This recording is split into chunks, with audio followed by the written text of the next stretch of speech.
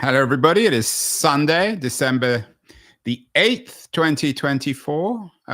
3 days ago, on Thursday, December the 5th, Donald Trump announced that he will make David O. Sachs the White House AI and crypto czar with a C, not an S, C-Z-A-R. I'm not sure whether that's favor to his friend Vladimir Putin. Anyway, this appointment is on the cover of That Was the Week, the excellent technology newsletter put together by my friend Keith Teare. He, using his AI art, has David Sachs dressed up, I'm not sure, as Napoleon or some sort of general or czar.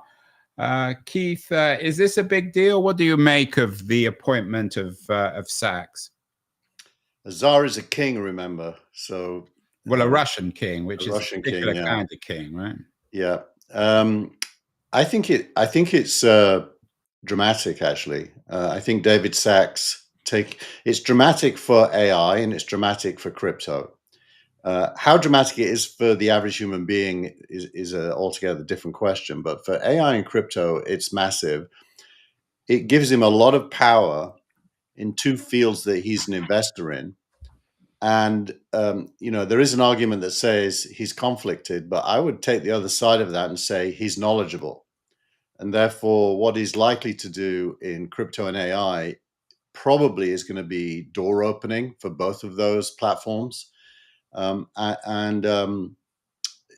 only 1 day a week, by the way, so it's not a full-time role. Although for Silicon Valley titans, moguls like Sachs, I'm assuming 1 day a week is probably about 300 hours. It's almost as if when we were thinking about the dot-com boom, it's almost as if Bill Clinton appointed Jerry Yang as head of the internet. Of course, that didn't happen. Is this symbolic, Keith? I know you touch on this in your editorial this week, that Silicon Valley has now formally arrived in Washington, D.C., maybe thinking of that Russian czar. They've occupied Berlin, or they've occupied Paris. I think part of Silicon Valley has. There's a lot of Silicon Valley that is still appalled and will focus on the downside of all this. Probably the majority of Silicon Valley will focus on the downside. But I think an increasing number of people are focusing on the upside, me included, and I see others doing the same. So I think it has arrived. More important than that is that government and industry, the relationship to date has been a lobbying relationship where industry lobbies government, and politicians and industry don't really think together about solving problems. This is more profound for the fact that is changing. Trump is open to taking people in the know and putting them in positions of authority. Of course, they can't do anything without his approval. Right, although some people might say his expertise is bringing people not in the know to power. Tell me more about Sachs. I know there was an interesting piece a couple of months ago by Simon Cooper, a South African born, or certainly his father was South African, FT columnist, excellent writer, who seemed to think that Sachs and Musk, as ex-South African people, were somehow a reflection of apartheid thinking. I know you strongly disagree with this, but Sachs does have a South African background. Yeah, I mean, the right answer to that is and ... So what?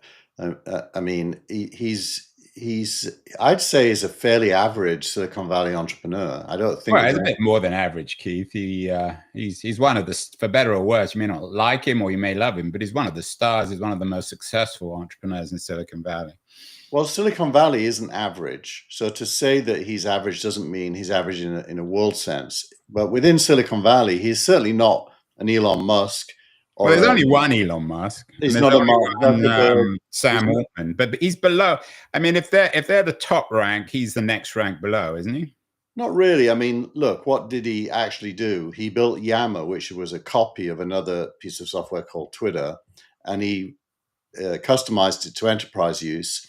it never really took off. Microsoft bought it and eventually closed it down. So he's not exactly a product genius, but he made a lot of money doing things at the right time, and he's clever. So he's leveraged that into influence and investing. And it is true to say that by now he's climbed the ladder to be quite important. I even think the All In podcast has been a fantastic platform for him. That podcast is yeah. Would you put him on the same level as Jason Calacanis and Chamath, his fellow podcasters on All In? If I was to rank the All In, it probably would be Chamath first, David second, Sachs third. Sorry, I don't mean I mean David Friedberg or Friedberg, however you pronounce that. David Sachs third, and Jason, who's really doesn't even claim to be in that group. He's more of a compere, a very good one as well, at the bottom. So, you know, I want to say this just because what Sachs has achieved doesn't require crazy success. He's achieved it through deliberative work, hard work, modest success transformed into great success when he became an investor. And he's just I think he's a regular guy in Silicon Valley. Well, how does he compare with Andreessen? I mean, Andreessen Not seems even to close. be celebrating this appointment. Not even close. Andreessen's way ahead of him. But what he's done, and this might reflect for some people just pure political opportunism, others a dark political agenda, is he bet on Trump early. Is that fair? Well, he believes in it. That's why he's a pretty much a straight line conservative when it comes to government and spending. When you say he believes in it, does that mean he believes in rounding up immigrants? Does that mean he seems to?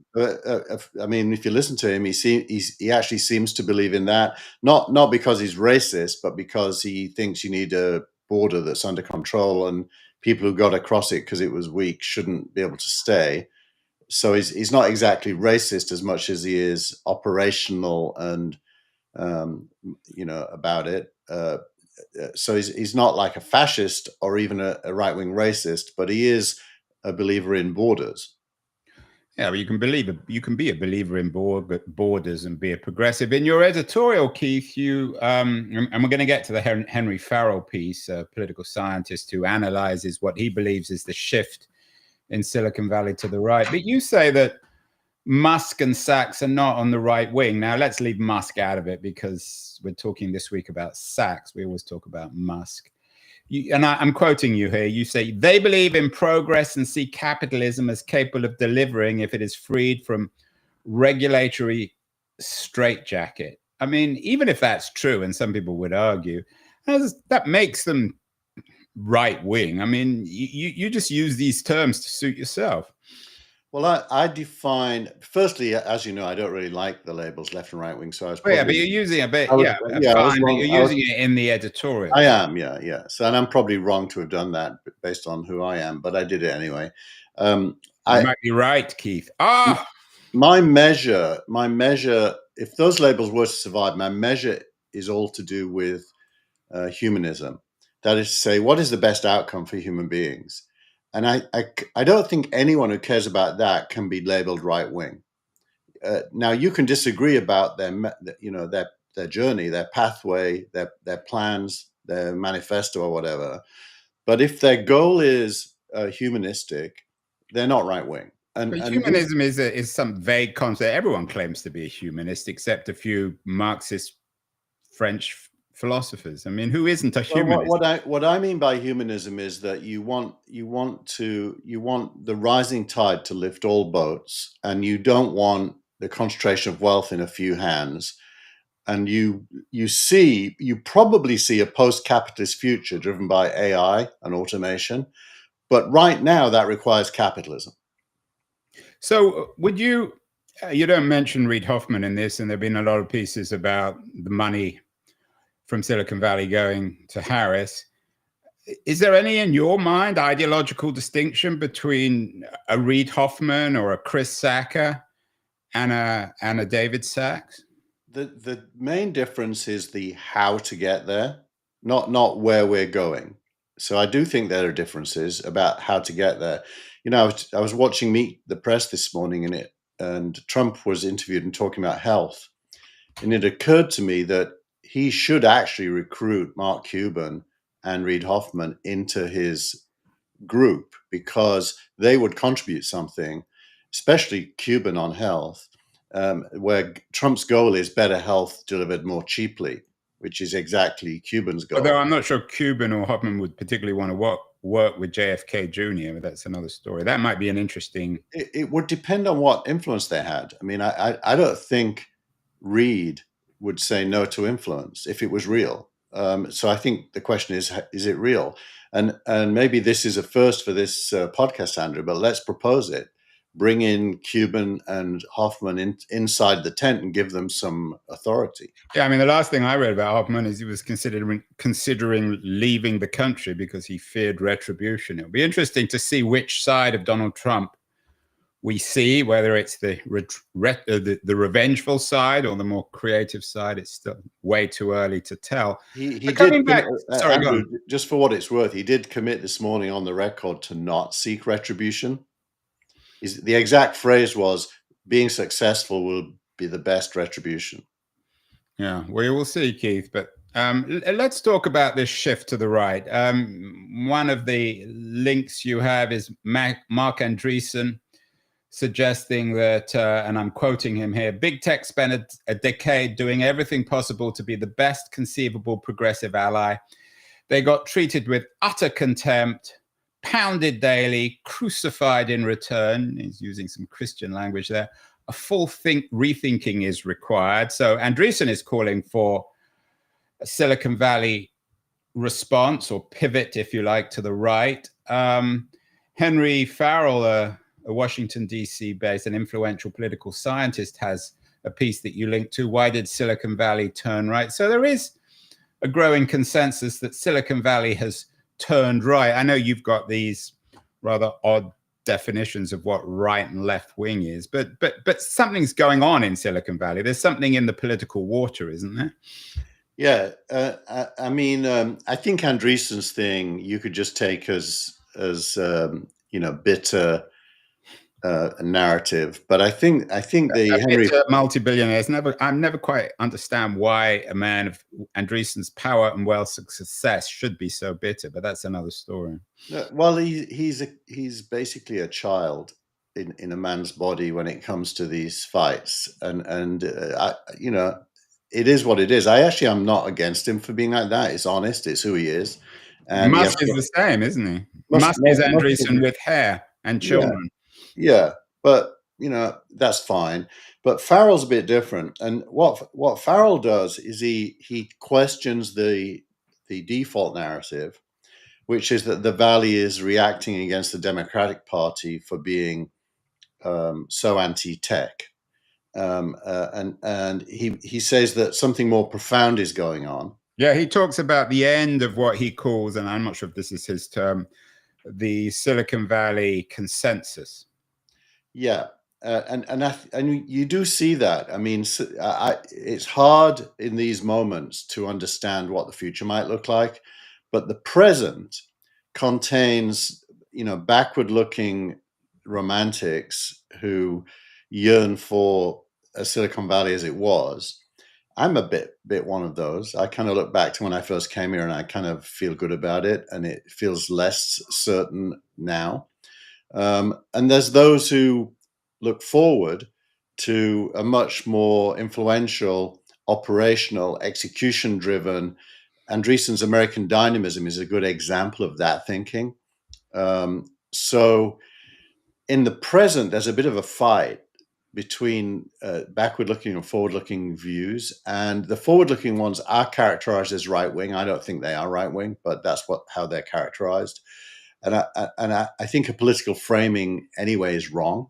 I think it's more of a technical so for framing. You then, coming back to this term right-wing, it's a term for you that's bad, and you seem to think that anyone who believes in progress is good. So what is give me an example of someone who's right-wing. I would characterize, well, firstly, I don't like the label, so it's hard for me to answer. Okay, but let's pretend I do. I associate right wing with wanting to freeze privilege and protect it. And there are, and this is not a political show, but there are a lot of people who argue that Silicon Valley has arrived in Washington, D.C., Musk, Sachs, Andreessen, and they will use the Trump regime to simply amass more economic power, protect their own privilege, their own monopolies. I mean, that is a credible argument, Keith, isn't it? It may not be right, but there is some evidence for that. Yeah, but when you know these people, Andrew, they don't think about their own privilege at all. They're not kind of kings with a moat and a castle wondering how to survive. They literally are thinking, what can I do next? The dominant thought. Yeah, no, I take that point. But I mean, I think your point earlier is a good one, that the age of Silicon Valley spending money on DC lobbying is finished. So in the old days, Google and Facebook and Amazon would have big offices in DC where they would pay lobbyists to influence government. Now the big guns have arrived. So they're not formal lobbyists, but when Musk or Sachs, well, particularly Musk, when he sits in a meeting about government efficiency, there has to be some element in his mind that suggests this would be good for my network, for my wealth, for my interests? Or do you think he just doesn't even think in those terms? I think only people who don't have anything think like that. If you have something, you are not defensive. You've learned from your experience that doing things produces value, and you focus on what to do next.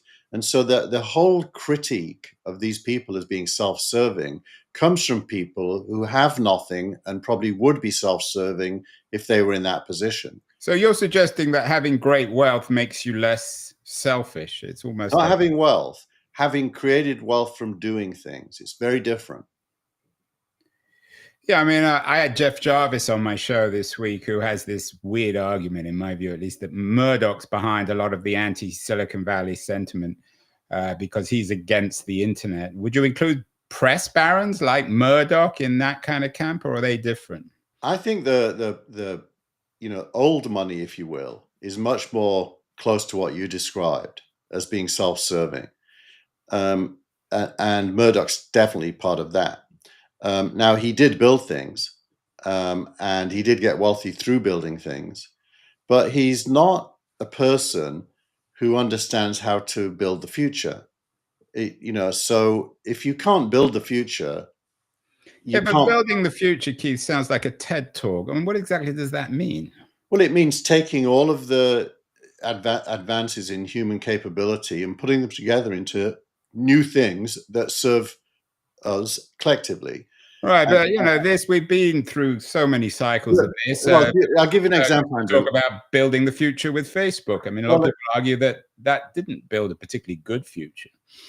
Well, I think there's a nuanced understanding there. I mean, look, at the bottom line, Murdoch didn't create YouTube.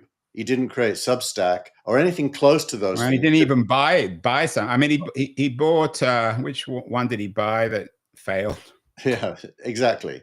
So, and Zuckerberg, to his credit, has produced Llama, which is a world-class AI model that you can download for free. So it isn't as if Zuckerberg isn't contributing to the future. He really is.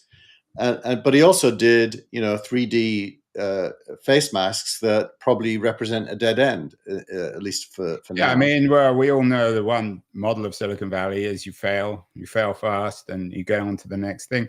I wonder if you took, I'm just thinking out loud here, if you took David Sachs and, say, Reid Hoffman to the Tenderloin in San Francisco and saw these medieval tableaus of armies of people living on the street, drug addicts, crazy people, I wonder what each of their response would be. Would they be responding differently? I mean, San Francisco is a notoriously ungovernable place, and nobody seems to be able to fix this. But how do you think each of them would respond?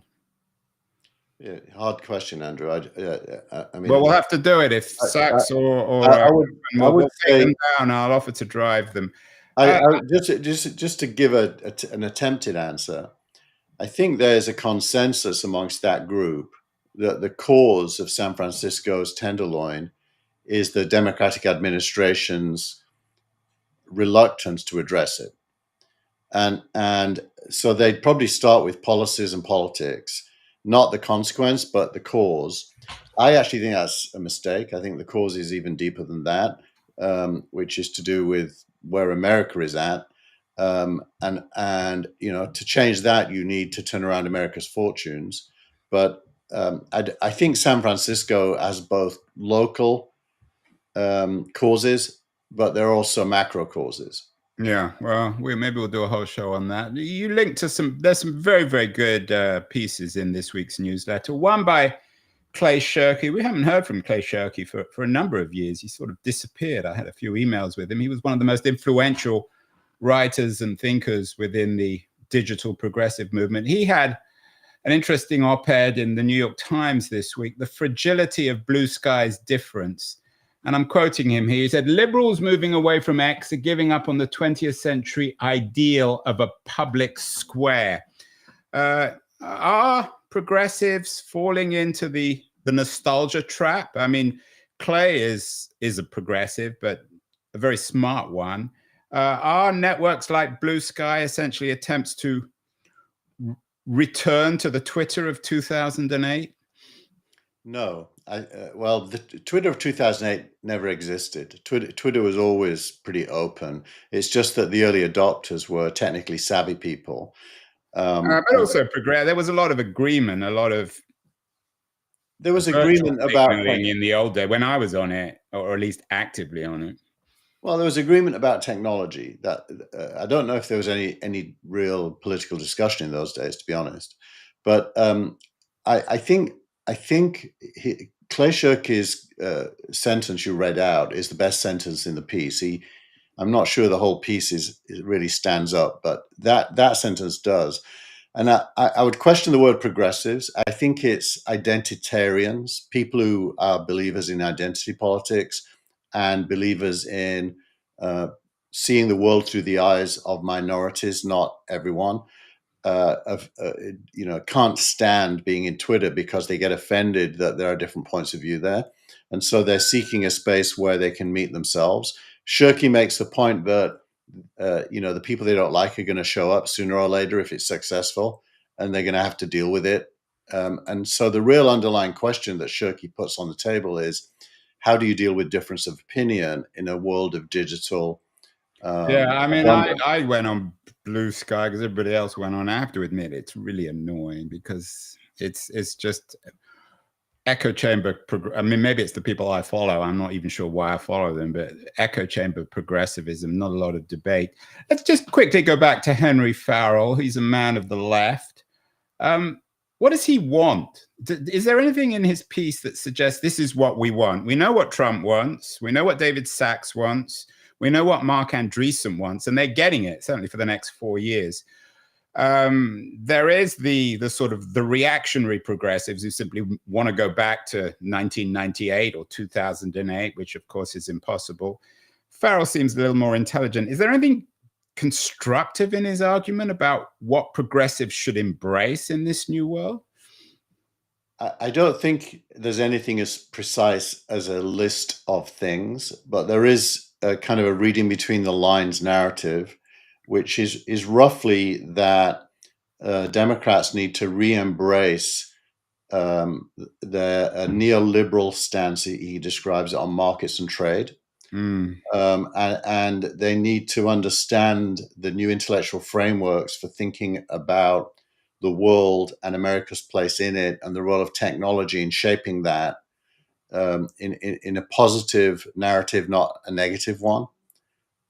So there's implied reading between the line stuff. But yeah, in other words, he's not really saying, because he doesn't know. I mean, we're living in, and that's, to me, the Trump narrative's interesting, of course. But what's really interesting is that the left or progressive, they don't seem to understand the dramatic historical moment we're in. One of your other links is from somebody called Mark Daly. I'd never heard of him. I actually subscribed after the link to his Substack, in which he asks, he's a university person, what if intelligence were free? And he imagines the end of intelligence, what he calls this anthropocentric intelligence paradigm. Now, maybe it's an exaggeration, but there's some truth to that in the AI age. Maybe it's a post-work world, but progressives don't.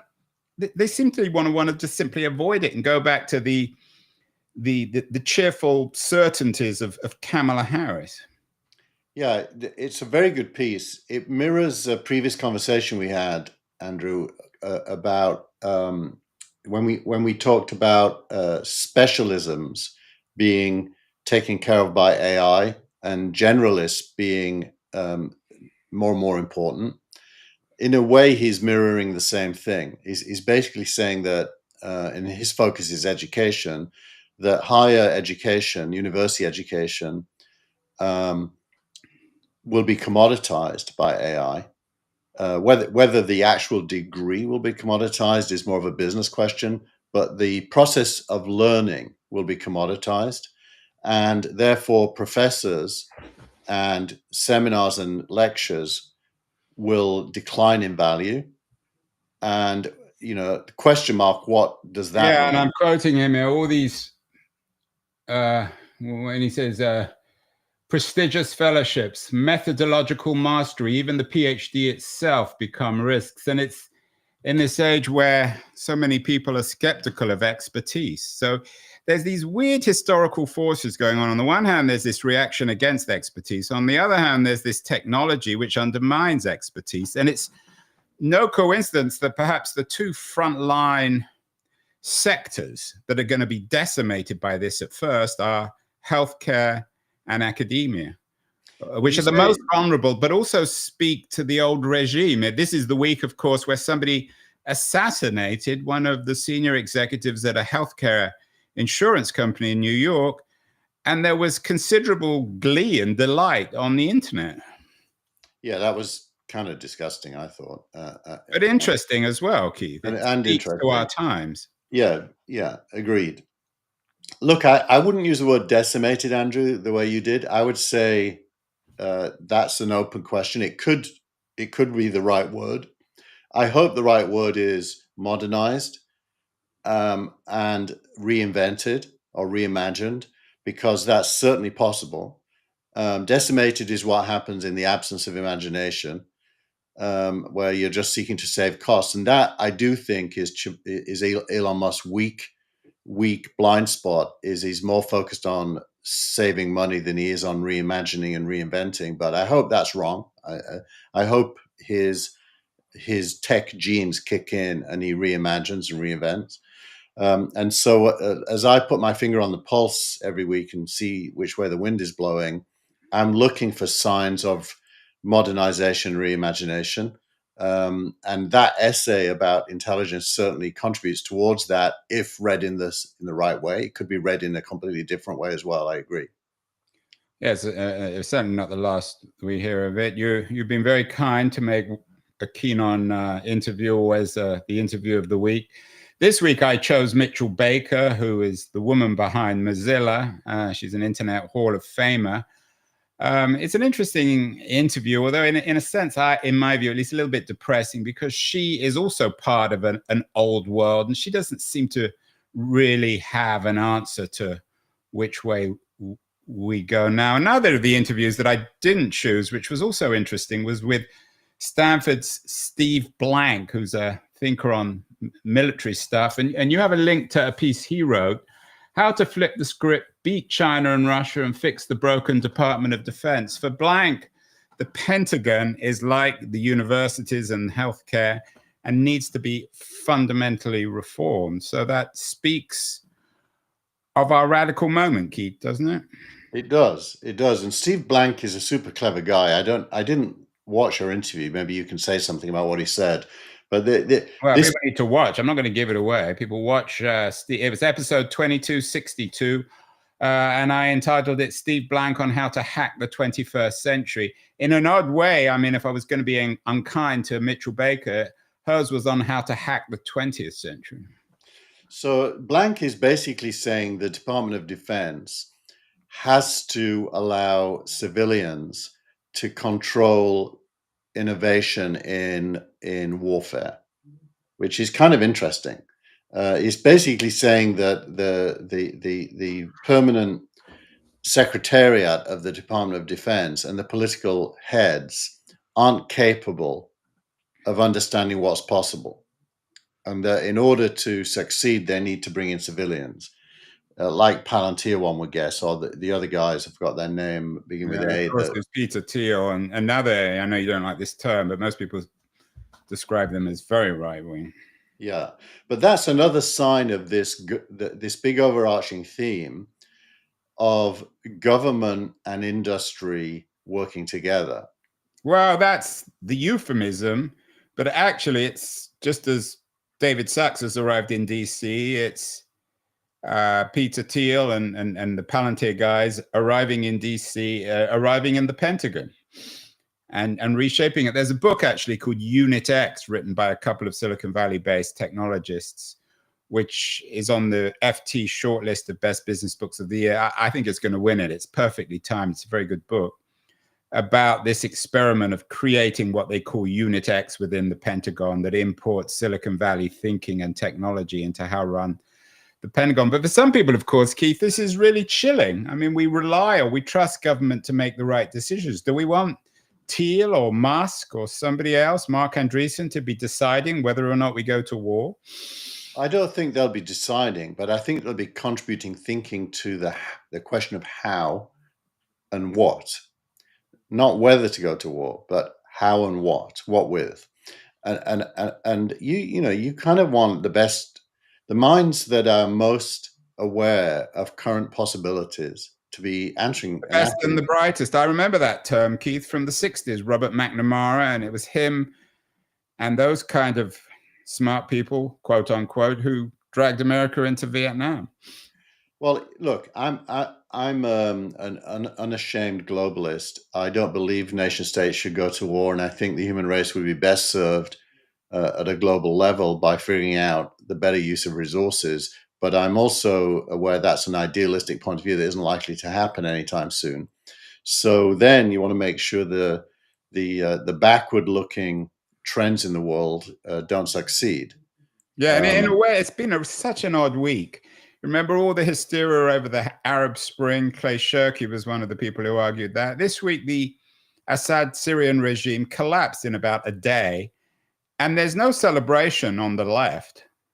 Zuckerberg isn't claiming victory. Nobody's claiming victory because no one knows what's going to happen next. So we're living in, and I'm usually a bit skeptical of saying these sorts of things, but we're living in particularly, and whether you call it exciting or turbulent times.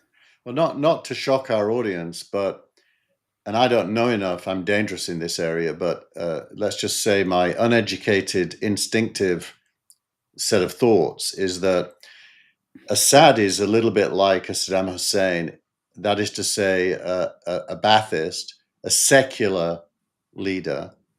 And the rebels, in quotes, which always you imagine when the word rebel is said, these are good people, better than the people they're replacing. But historically in the Middle East, the rebels have been backward-looking Muslim fundamentalists who, once they get in power, end up creating an even worse situation. I don't know about these rebels. I know nothing about them. But I would certainly want to ask the question, who are they? I'm not saying it could be much worse than Assad. And meanwhile, we've always been warned by the Biden administration of how, and by Trump, of the Iranians and the Russians and Hezbollah, but they don't seem to be able to even maintain the Assad regime. Anyway, this is not a politics. A startup of the week, Keith, and your old friend Elon Musk features here. Of course, his SpaceX is exhibit one in terms of how private organizations are replacing state organizations like NASA. xAI landed $6 billion of new cash to fuel the AI ambitions. Is xAI, is it an also ran here, or is it a real player in the AI race? I think it is. This will shock you, Andrew. And I say this having listened to this week's All In podcast that had two new members, one of whom was highly educated on what's going on at xAI. I think it may be ChatGPT's first genuine replacement. What Musk has done. You were the one who doesn't even believe it's conceivable to compete with OpenAI. You've been talking about it as a multi-trillion-dollar company. Well, nothing I'm saying now probably changes that, but it does mean there may be more than one. What XAI has done by buying 100,000 GPUs from NVIDIA is solved a problem no one else could solve. What happens is these things are neural networks, and what that means is every node has to talk to every other node. So if you have 100,000 nodes, each one has to talk to the other 99,900 in real time. And that's a massive networking communications problem. How do you link them together, and how do you get enough bandwidth that they can talk to each other in real time? Everyone thought it was impossible, and Musk did it in 90 days. No one knows how, apart from the insiders, but it seems like he's successful. And he's now stating that he's going to go to a million nodes, not 100,000. And if he does that, the ability of XAI will be far ahead, one assumes, assuming the scaling laws work, which they may or may not, far ahead of what ChatGPT can do. And everyone else apparently is scurrying around trying to figure out how he did it and whether they can copy it. And also in this context, this comes back to politics. You have a piece from Fortune, which is entitled by Sharon Goldman, OpenAI's Nightmare, What David Sacks's AIs Are and Elon Musk's Wingmen Could Mean for Altman's 157 billion startup. I'm guessing that Altman isn't particularly thrilled with the power of people, certainly Musk and even Sacks. Yeah. What's Altman's doing on the Trump front, and how are they dealing with all this uncertainty? He did a one-word tweet afterwards saying congratulations to Sacks, which I assume means he's got to go and kiss some ass. I wouldn't want to kiss David Sacks's ass. I wouldn't want to kiss my own personal preference. Yeah, but anyway, I think it's going to be super hard for Sacks and Musk to pursue their personal gripes with OpenAI through these positions. Musk is pursuing it through the courts, though, aggressively, and he probably will continue. We do have a question from the audience, Andrew. Do you think that Anthropic is relevant in the AI race? Their AI. Well, that's a Keith Tier question. You seem to still be a little bullish on Anthropic. Yeah. This person says that their coding experience, writing code, seems to be the best. I told Andrew off screen earlier, I've spent the week building a CRM app for SignalRank using Cursor and Anthropic's 3.5 Sonnet model. And I built an entire CRM that normally would have taken 3 engineers a month. I did it myself in a week, and it's up and running, and my team are using it. So I think Anthropic's fantastic. I think ultimately that level of capability is going to be commoditized. And, I'm running a Llama $70 billion 3.3 model on my local machine, and it can code as well as Claude. So I do think we're in a world of abundance when it comes to. It's a remarkable week. I mean, it's also the week we haven't even talked about this, where Bitcoin hit $100,000, and the U.S. Treasury named Bitcoin digital gold. We haven't got time to talk about it. You don't have that many links, but that's also profoundly changing everything, particularly in terms of government power and the Federal Reserve. Finally, Keith, let's go back to your friends at OpenAI. You've always been very bullish, and your post of the week is from somebody called Sally Omar, and he talks about O2 Pro, O1 Pro, OpenAI's O1 Pro, the best model I've used for coding, hands down. You've talked about Anthropic. What about OpenAI's O1? Is this a big deal? I started using it this weekend. Too early for me to have an opinion, to be honest, but this guy, Sully, is a very trustworthy commentator, so I think it's likely to be really good. He's not the guy who brought the plane down. This is a different Sully, right? Yeah. By the way, they're on, we knew that OpenAI was at 3.5 billion, saying they were going to get to 11 billion in revenue next year. They've increased the price of their top model to $200 a month. I saw that. From 20. And I think people will pay it. I mean, with wearing my Stiglerang hat, I'll be pretty happy if it's as good as he says, to pay $200 a month. So what do you get for 200? Is it only for programmers like yourself, or is it for ordinary people? You get more computer resources for reasoning, in quotes, and which of course isn't really reasoning, but we know what it is. It's although they've also been, there was a piece this week, you didn't cite it, I don't think I sent it to you, about OpenAI also experimenting with advertising. They haven't experimented with it, but they said that you shouldn't assume they'll never have it. I think that they're going to make so much money without advertising that it'd be stupid if they did. Well, it's been quite a week, Keith. That was the week. That was an astonishing week, and I think it will continue. I don't see no reason why anything's going to slow down. Do you think? What does it mean for your book on America, Andrew? What's your framing in your head? That's exactly. I mean, I'm optimistic about America, but every week it changes. Every week, I don't want to seem as a supporter of Sachs or Musk, but certainly what they're doing is interesting. I mean, I think it has to be acknowledged, and that progressives need to come up with an alternative, which isn't just a reaction going back to strong government or the certainty of the 20th century, because that's just not going to work. Yep, agreed. Well, we will see, Keith. I expect more big news next week. Maybe the entire world economy will collapse. Maybe Bitcoin will go from $100,000 to $1. We will see. But much to discuss. Have a great week, Keith, and we will talk again next week. Bye, everyone.